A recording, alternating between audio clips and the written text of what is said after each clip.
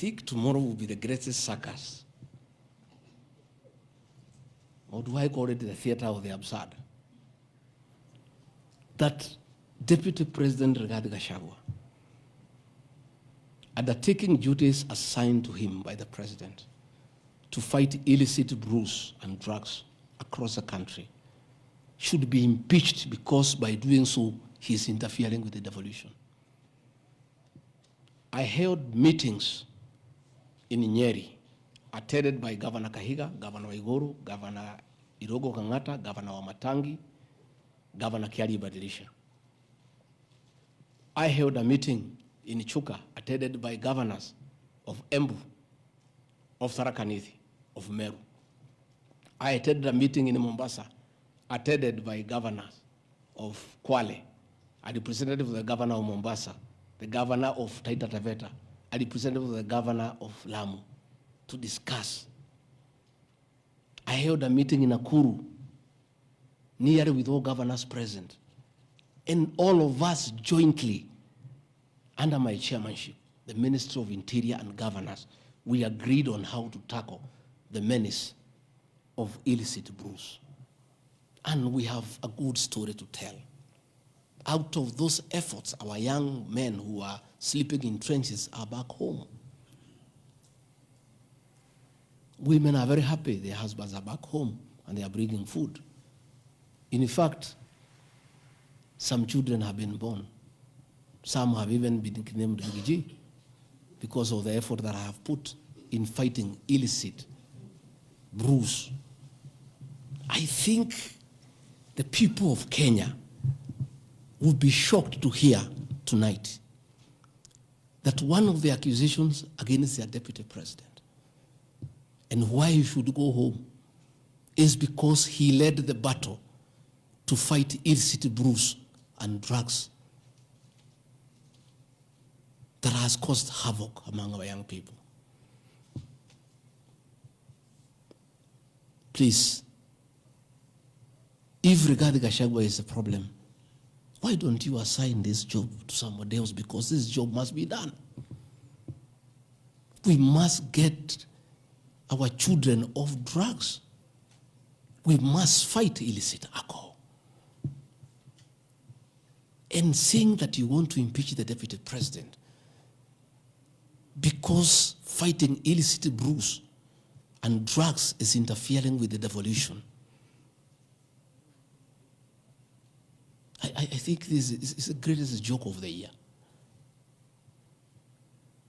Even the 291 MPs who signed this motion, most of them, because I know them, have looked for me personally to thank me for the way I have successfully led the war against drugs and illicit brews.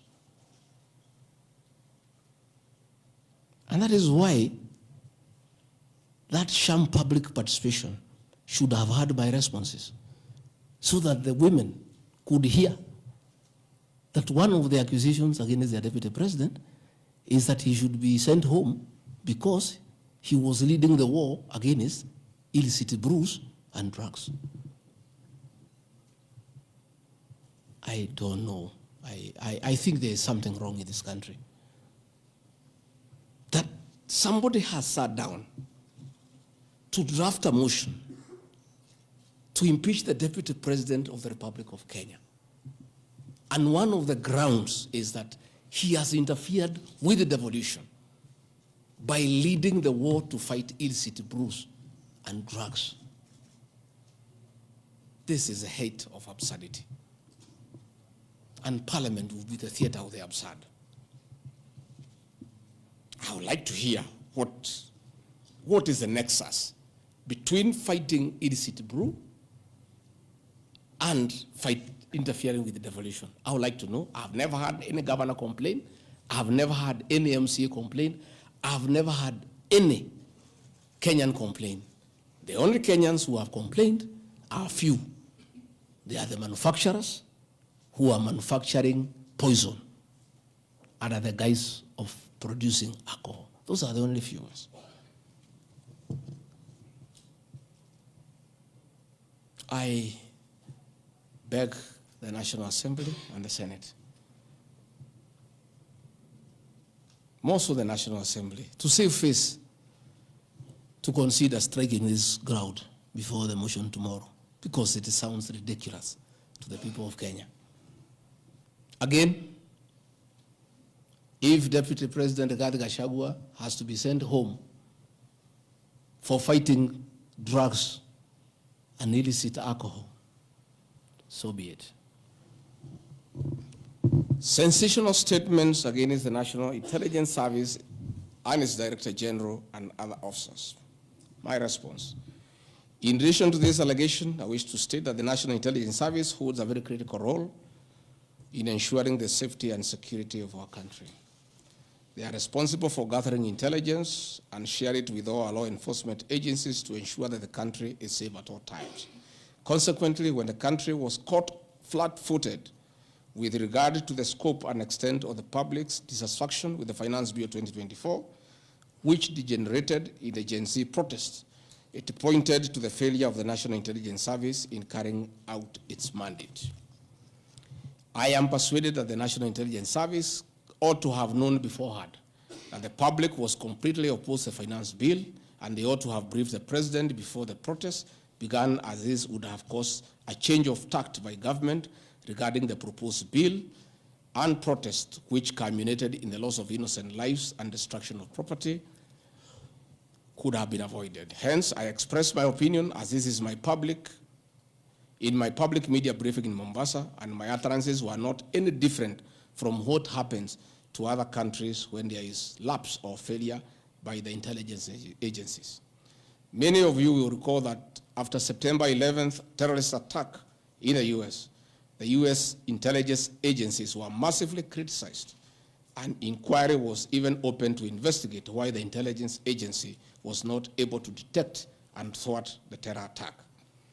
Under the Constitution of Kenya, the government agencies are supposed to be accountable to the Kenyan people, including the National Intelligence Service, and calling them out when there is a dereliction of duty does not amount to undermining them.